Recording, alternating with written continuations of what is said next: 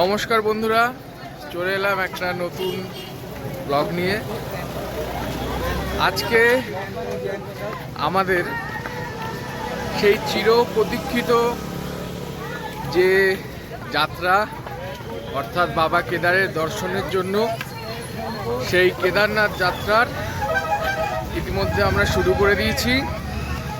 চলুন সবাই আশীর্বাদ করবেন ভালোয় ভালোয় আমরা যাতে পৌঁছতে পারি এবং বাবা কেদারের দর্শন করতে পারি। সঙ্গে আপনাদের নিয়ে আমরা ইতিমধ্যে হাঁটা শুরু করে দিয়েছি।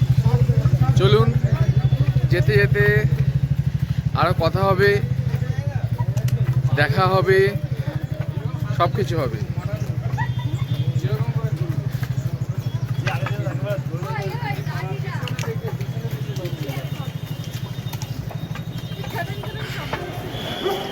এটা হচ্ছে সোনপ্রয়াগে আমাদের এন্ট্রি পয়েন্ট।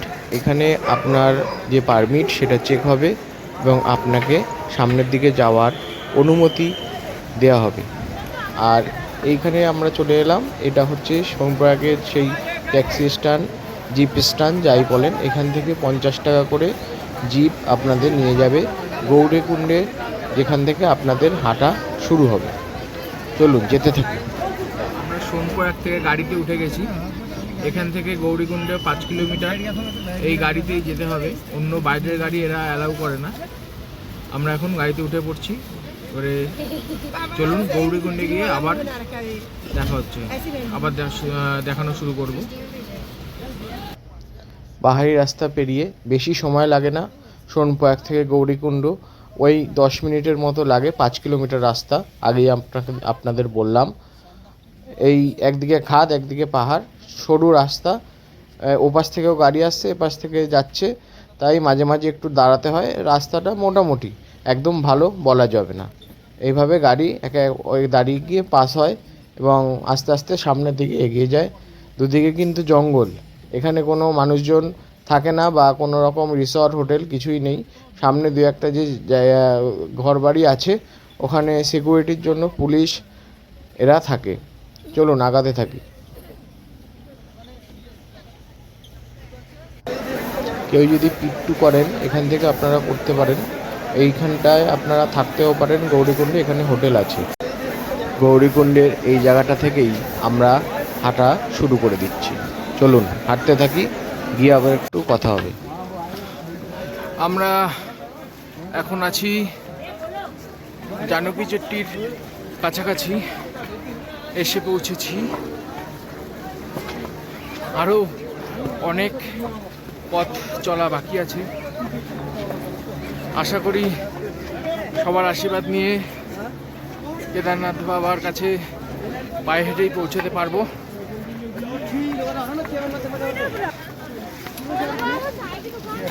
তবে ঘোড়া পিট্টুওয়ালারা খুব জ্বালায়, ঠিক মতো হাঁটতে দেয় না। ওই দূরে লোক যাচ্ছে দেখুন, একটাই রাস্তা, এই রাস্তা ধরে হেঁটে চলেছি। 2 ঘন্টা হয়ে গেল হাঁটা শুরু করেছি। চলুন আগে দেখি কি অপেক্ষা করছে আমাদের জন্য। এখন বাজে দুপুর 1টা। এখন এসে পৌঁছলাম রামবেলিতে। এখান থেকে রাস্তা দুটো ভাগ হচ্ছে, একটা দিয়ে ঘোরা যাবে আর একটা দিয়ে যারা হেঁটে যাচ্ছে তারা যাবে। নিচের দিকে চলে যাচ্ছে ঘোরা যাওয়ার রাস্তাটা, ওই দিক দিয়ে যাচ্ছে ঘোড়া। আর যারা পায়ে হেঁটে যাচ্ছে তারা এই রাস্তাটা ধরে ওই সামনের ব্রিজটা পার হবে। চলুন যাওয়া যাক।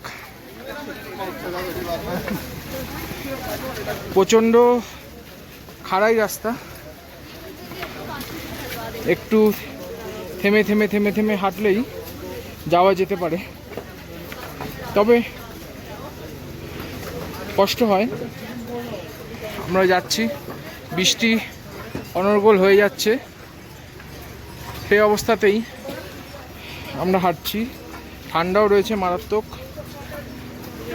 আপনারা পরিবেশটা জানি না কতটা বুঝতে পারছেন।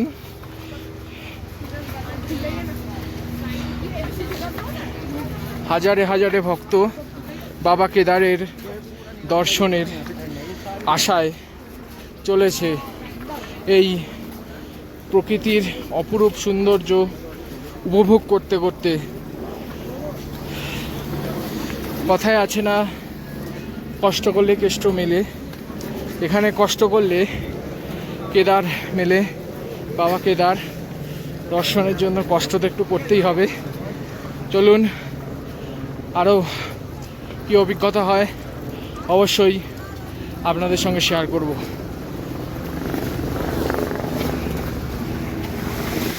রাস্তায় যেতে যেতে প্রকৃতির এরকম আজব সৃষ্টিও দেখতে পারবেন। দেখুন কত সুন্দর লাগছে। ওই সেই উপর থেকে পড়ছে, আর এই রাস্তা ধরে আমরা যাচ্ছি। চলিয়ে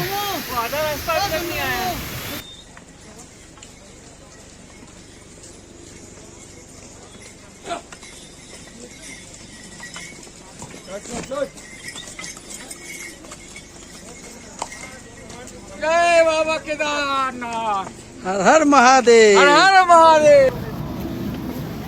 প্রথম দর্শন, এটা দেখে অনেকটা ক্লান্তি কেটে গেল। চলুন আরও কত কি অপেক্ষা করছে দেখি, ওপরে যেতে লাগি। অনেকটা চড়াই, অনেকটা চড়াই উঠতে হচ্ছে। দেখুন কত সুন্দর লাগছে। জানি না ক্যামেরায় কতটা বোঝাচ্ছে, খালি চোখে দেখতে অসাধারণ লাগছে, অসাধারণ। মানে আমি বলে বোঝাতে পারছি না, সত্যি খুব সুন্দর লাগছে। চলুন আগে গিয়ে আরও দেখাই। চলতে চলতে আমরা প্রায় 12 কিলোমিটার চলে এসেছি, আর 5-6 কিলোমিটার বাকি আছে। দুপুরে খাবার খেয়ে নিচ্ছি, চিড়ে, গুঁড়ো দুধ আর চিনি লবণ দিয়ে, জল ছিল সঙ্গে, দুজনে একটু মিশিয়ে খেয়ে নিচ্ছি। একটা জলের দাম 80 টাকা। আবার হাঁটবো। বাপ্পা একটা জল কিনতে গেছিল, 80 টাকা চেয়েছে, যেতেই পারে। একটা ঘোড়ায় 4 পেটি জল তোলে উপরে, জল তুলতেই 2000 টাকা খরচ, 4 পেটি জল তুলতে, তাহলে বেচবে কত? যাই হোক, আমরা টিফিনটা সেরে নিই, তারপরে আবার যাব, আপনাদেরকেও দেখাবো। চলুন সঙ্গে থাকুন। খাওয়া দাওয়ার পর আবার যাত্রা শুরু করেছি। বাপ্পা আগে এগিয়ে যাচ্ছে, আমি পেছন পেছন যাচ্ছি। আমাদের দলের বাকি লোকেরা এখন অনেকটাই পেছনে,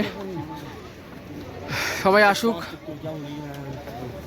ওই দূরের দৃশ্যটা দেখুন খালি, আহা অসাধারণ। এখন অনেক রাস্তা বাকি, এই ঘুরে ঘুরে ঘুরে ঘুরে ওই পাহাড় দিয়ে ঘুরে ওই দূর থেকে ওই পাহাড়ের কাছে যেতে হবে। চলুন সঙ্গে থাকুন। আর লাইক আর সাবস্ক্রাইবটা এখনও করেননি, করে দিন। কমেন্ট অবশ্যই করবেন। চলতে চলতে একটা জিনিসের খুব কাছে চলে এসেছি, সেটাই এখন আপনাদের দেখাবো। ওখানে বরফ ছিল, একটু আগেই সরিয়েছে। চলুন আর ধার থেকে দেখাই। দেখুন, এই ঘোড়ার জন্য আরও বেশি কষ্ট হয় হাঁটতে, খুব ডিস্টার্ব করে, ধাক্কা দিয়ে দেয়। ওই পাহাড়ের ওখানে, পর্বতের ওখানে আমরা যাব। এই দেখুন, এই রাস্তাটা গিয়ে ওপরের দিকে উঠে যাচ্ছে, আবার ওই উপরের দিয়ে সোজা ওইদিকে যাব, ওই পাহাড়ে। চলুন, বরফটা দেখতে পেলাম। এই হেলিকপ্টার সার্ভিস চলছে, ওই যে যাচ্ছে। এই যে বরফের একদম কাছে চলে এসেছি আমরা। তবে আগে থেকে ঠান্ডা একটু কম লাগছে, কারণ এখন রোদ আছে, রোদের জন্য। জ্যাকেট এখন অবধি পরিনি, রেনকোটটাও খুলে ফেলেছি। এই দেখুন বরফ একদম রাস্তার দুপাশে। এখান দিয়ে মানুষ ঘোড়া যাচ্ছে বলে কালো হয়ে গেছে নোংরায়।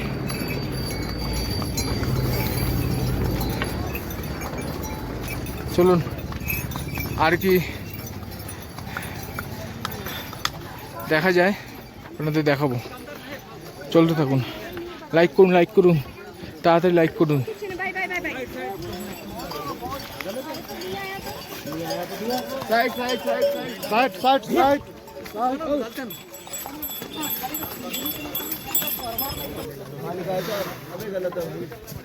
আর বেশি সময় নেই, আর অল্প কিছু সময় বাকি, মোটামুটি আর ঘন্টা 1.5 থেকে 2-এর মধ্যে পৌঁছে যাব। আর মন্দির 4 কিলোমিটার বাকি, বেস ক্যাম্প 2.5 কিলোমিটার বাকি লেখা রয়েছে। আর পিছনে সেই দৃশ্য যারা, চলুন সঙ্গে থাকুন। এতক্ষণ যখন সঙ্গে ছিলেন একদম শেষ অবধি সঙ্গে থাকবেন এই আশা করি। পাশে থাকুন।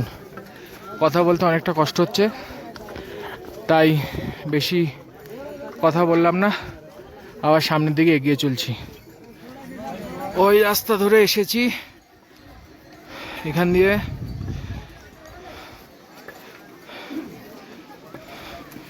এবার উঠছি আবার চড়াই। আর 2.5 কিলোমিটার বাকি মন্দির, আর 1 কিলোমিটার বেস ক্যাম্প। আরও মনে হচ্ছে 1 ঘন্টা লাগবে। চলুন,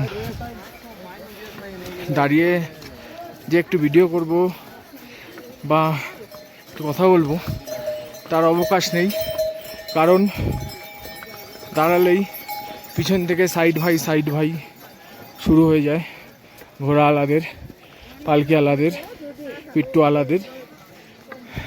তারাও কঠোর পরিশ্রম করে ভক্তবৃন্দদের নিয়ে যাচ্ছে বাবা কেদারের দিকে। দেখুন উঠছি চড়াই, পাশ দিয়ে লোক নামছে, এই পাশ দিয়ে লোক উঠছে। কিন্তু গুরুত্বপূর্ণ যেটা, ভালো জুতো অবশ্যই সঙ্গে রাখতে হবে। ভালো জুতো না হলে চলা খুবই মুশকিল। দেখুন এরকম রাস্তা,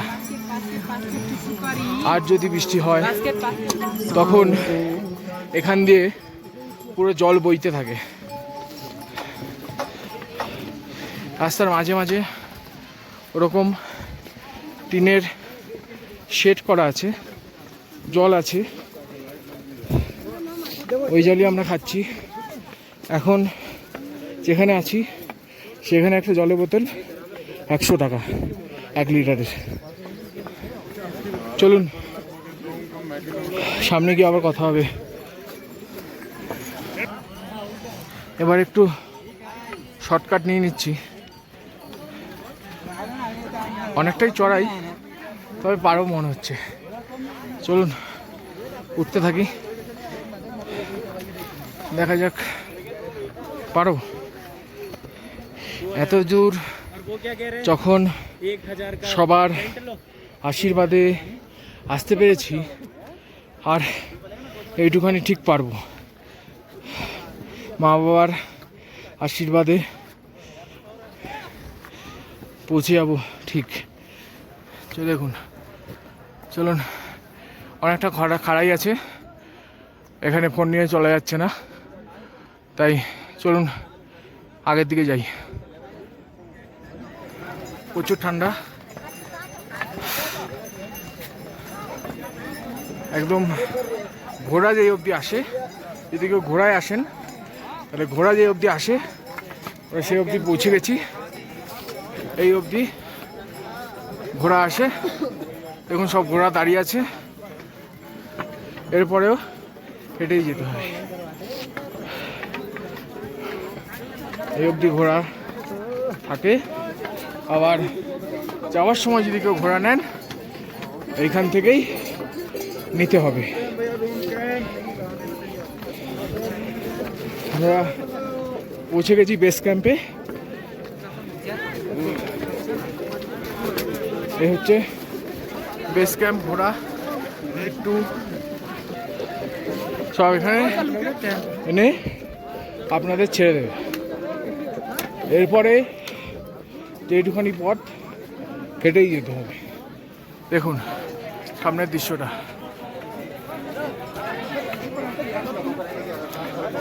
অসাধারণ।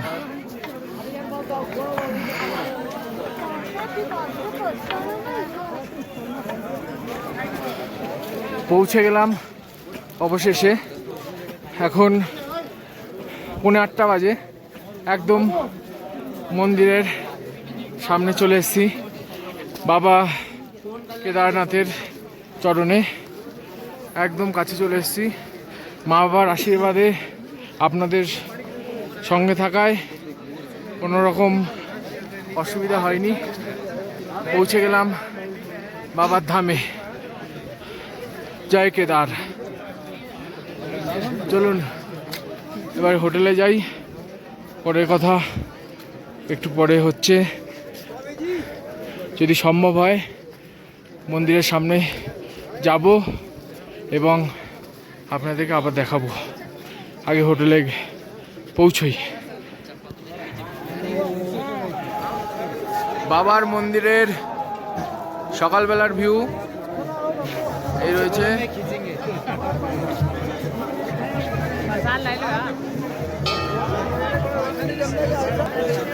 অবশেষে স্বপ্ন পূরণ, ইচ্ছে পূরণ, যাই বলুন না কেন, একটা অন্য রকম অনুভূতি লাগছে সত্যি। এই দৃশ্য চোখ দিয়ে না দেখে বিশ্বাস করা যাবে না। চারিপাশটা এত সুন্দর লাগছে আর এত সুন্দর রোদে ঝলমল করছে, তার জন্য শোভা আরো আরো আরো বেড়ে গেছে। দেখতে থাক।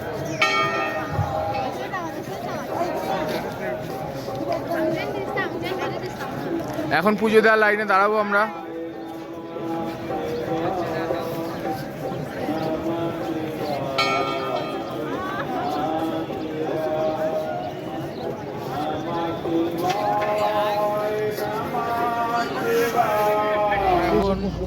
পুজো দেওয়ার লাইনে দাঁড়িয়েছি।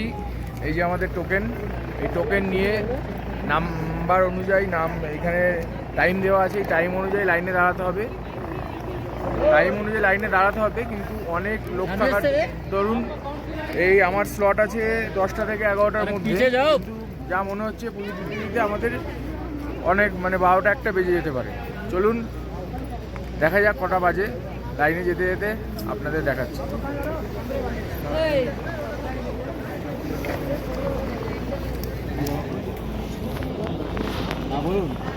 সকাল 9টার সময় আমরা লাইনে দাঁড়িয়েছি, এখনও লাইনে আছি। বাবার পুজো দেবো আজকে সোমবার, তার সঙ্গে সঙ্গে বুদ্ধ পূর্ণিমা। এটা হয়তো বাবারই ইচ্ছায়, আমাদের সেরকম কোনো প্ল্যান ছিল না, কিন্তু দেখতে দেখতে আমরা আজকের দিনটাই এখানে এলাম এবং বাবার পুজো দিচ্ছি। সবই বাবার ইচ্ছা। এই যে লাইন, পিছনেও লাইন, সামনেও লাইন আছে।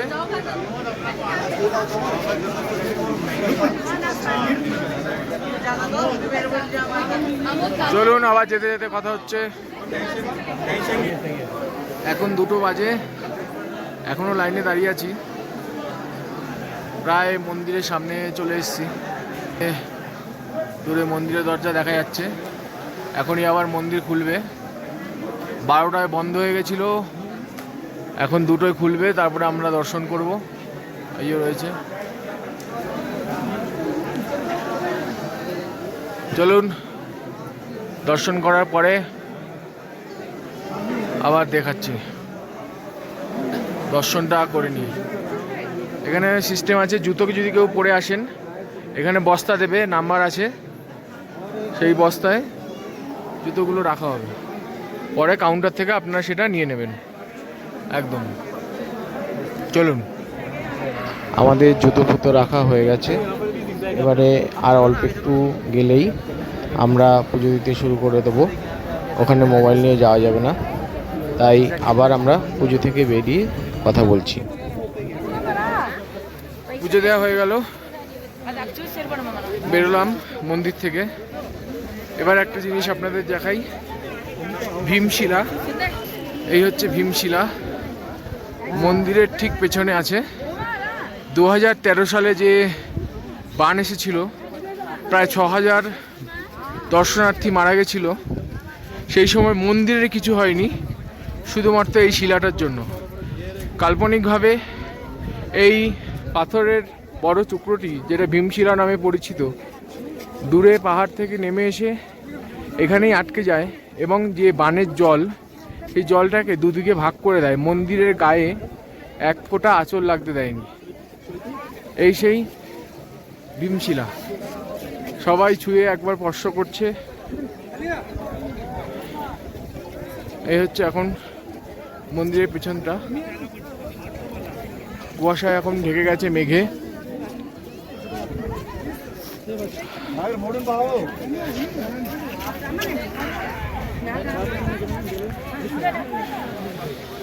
এখন আবার আমরা নিচের দিকে রওনা দিলাম।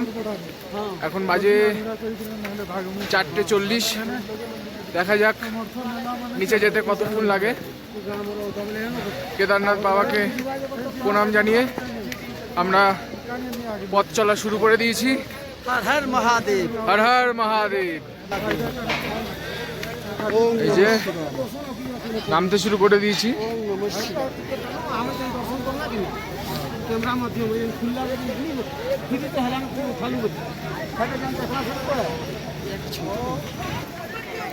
চারটে 40-এ রওনা শুরু করে এখন বাজে 10টা বাজতে 10। 9:50-এ নিচে নেমে এলাম। অনেকটা রাস্তা চলে এলাম। নামাতে কষ্ট হয়েছে, তবে অল্প, ওঠার মতো নয়। যারা এতক্ষণ ধরে ভিডিওটা দেখলেন সবাইকে ধন্যবাদ, ভালোবাসা জানাই। সবাই ভালো থাকবেন। সবার আশীর্বাদকে পাথেয় করে, বাবা মার আশীর্বাদ মাথায় নিয়ে এই কেদারনাথের ধামের যাত্রা আমি এখানেই শেষ করছি। সবাই ভালো লাগলে শেয়ার করবেন, কমেন্টে জানাবেন, ভুলভ্রান্তি হলে সেগুলোও জানাবেন। আমার প্রথমবার কেদারনাথ ট্রিপ, এইভাবে আমি শেষ করলাম। ভিডিওটা এইখানে শেষ করছি। এখনও যে লাইক করেননি অবশ্যই লাইক করুন, সাবস্ক্রাইব যে করেননি অবশ্যই সাবস্ক্রাইব করুন। ধন্যবাদ, সবাই ভালো থাকবেন। পরের ভিডিওর জন্য অপেক্ষায় থাকুন।